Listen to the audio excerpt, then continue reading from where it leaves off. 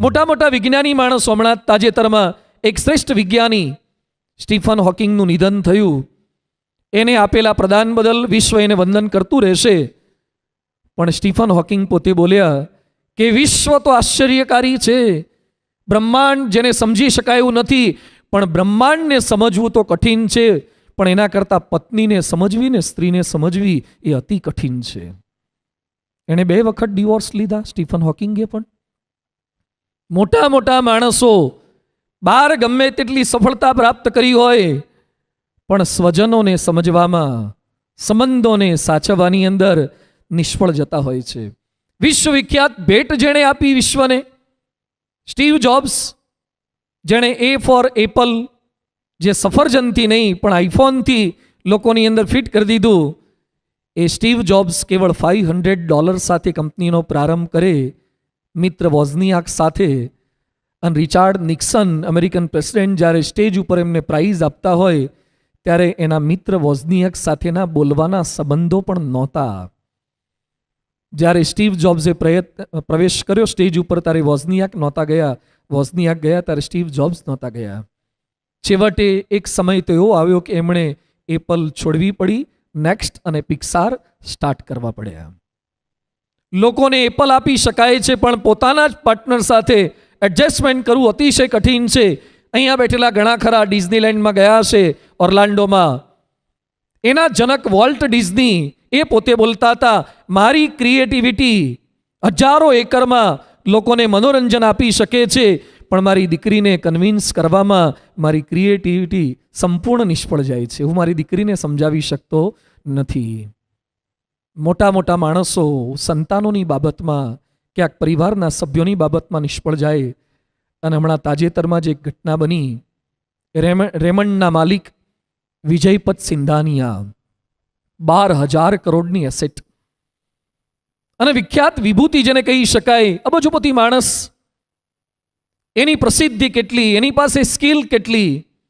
આટલા મોટા બિઝનેસમેન હતા, સાથે એની બીજી વિશેષતા એ હતી કે સારા પાયલટ હતા, પાયલટ છે. સ્પેશિયલ યુકેથી ચાર્ટર ફ્લાઇટ ડ્રાઈવ કરીને ચલાવીને એ પોતે બોમ્બે સુધી આવ્યા હતા. આટલા કિલોમીટર સુધી લોંગ ડ્રાઈવમાં ચાર્ટર ફ્લાઇટ ચલાવવું, જે રૂટીનમાં ન ચલાવતા હોય એવા પાયલોટે, it's a one type of risk, એ એણે કર્યું. બીજું હોટ એર બલૂન એણે પોતે ફ્લાય કર્યું અને 65,000 હાઇટ સુધી હોટ એર બલૂન લઈ ગયા. એ વર્લ્ડ રેકોર્ડ વિજયપત સિંધાનિયાના નામે છે. એક સમય માટે મુંબઈના શેરીફ બન્યા. ભારત સરકારનો પદ્મશ્રી એવોર્ડ જેને પ્રાપ્ત થયો. આટલી 4 વિશેષતાઓ જેને આપણે જાણીએ છીએ, આટલું હોવા છતાં પણ એમના સગ્ગા દીકરા ગૌતમ સિંધાનિયાએ એને ઘરમાંથી બહાર કાઢી મૂક્યા છે. યુટ્યુબ પર સર્ચ કરજો વિજયપત સિંધાનિયા અને એની આપ વીતી સાંભળજો વિડીયો પર જે બોલે છે. બહારની સફળતા એ જુદી વસ્તુ છે. મોટા મોટા માણસો 2017ની અંદર બિહાર રાજ્યના બક્સર જિલ્લાની અંદર એક કલેક્ટરે રેલવે ટ્રેક પર સૂઈને આત્મહત્યા કરી લીધી. મુકેશ પાંડે એમનું નામ.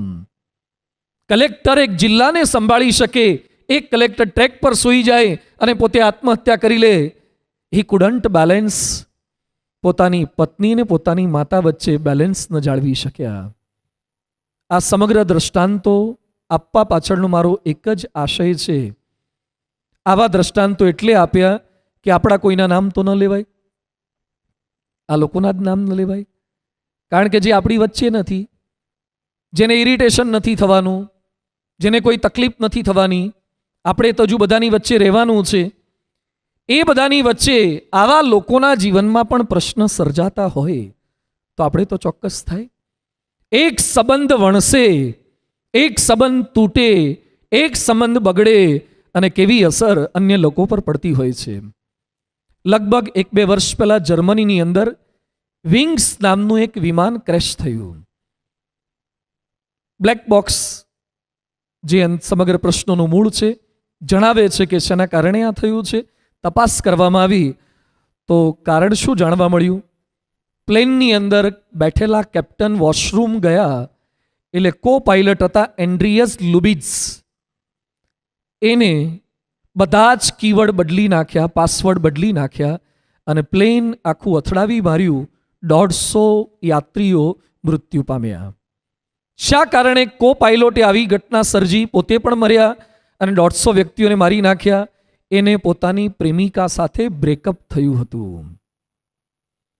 હજારો ફીટ હાઈટ ઉપર તમે સેંકડો મુસાફરોને આકાશમાં ઉડાડી શકો છો, પણ જો તમે મેન્ટલી સ્વસ્થ ન હો તો અનેક લોકોનો જીવ કે જાન જોખમમાં મૂકી શકો છો.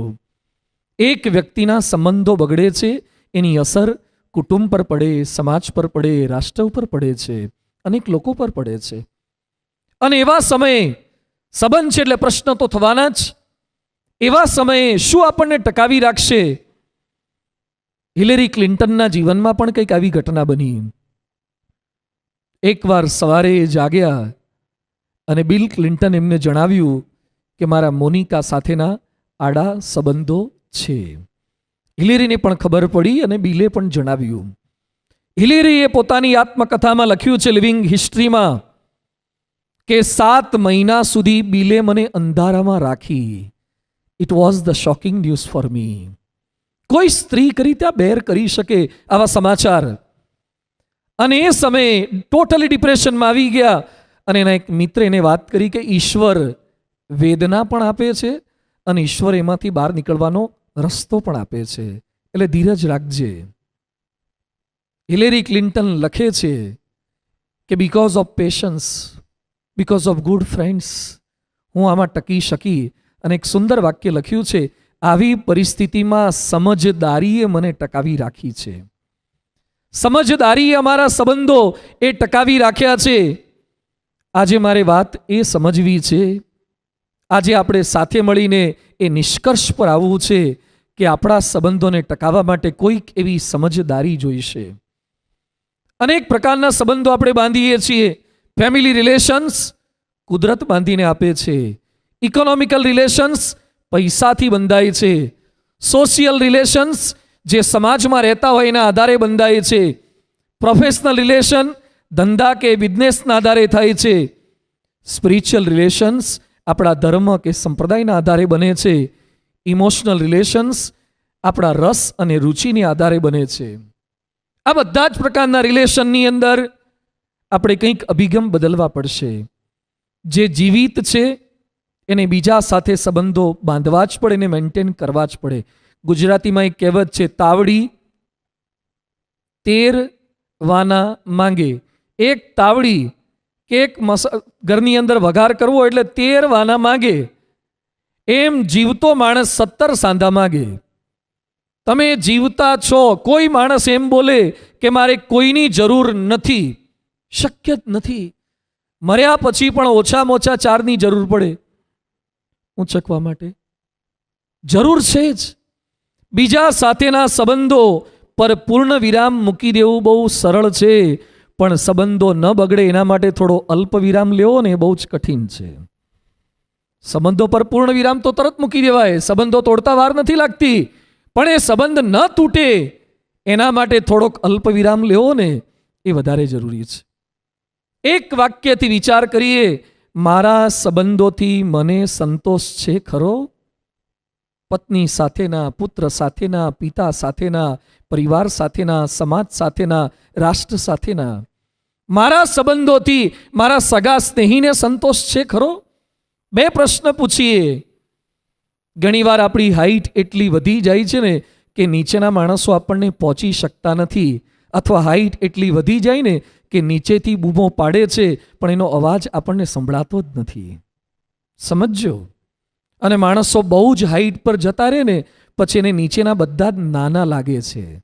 જેમ પ્લેનમાં બેઠા પછી આપણને બધા નાના લાગે છે, એમ અમુક સિલ્વર હાઈટમાં કે કિંગ્સ હાઈટમાં જતા રહે ને પછી એને નીચેના માણસો નાના લાગે છે અને નીચેના માણસોના સૂચનો પણ નાના લાગે છે. હાઈટ પર પહોંચી ગયા પછી આપણને બધા જ નાના લાગશે. એ નાના લાગે તો એના સૂચનો પણ આપણને નાના લાગશે, સંભળાશે જ નહીં કોઈના સૂચનો આપણને. એ બધાની વચ્ચે દરેકનું સૂચન મને ગ્રાહ્ય થાય, સ્વીકાર્ય થાય, એટલે થોડોક અલ્પ વિરામ લેવાનો છે આજે.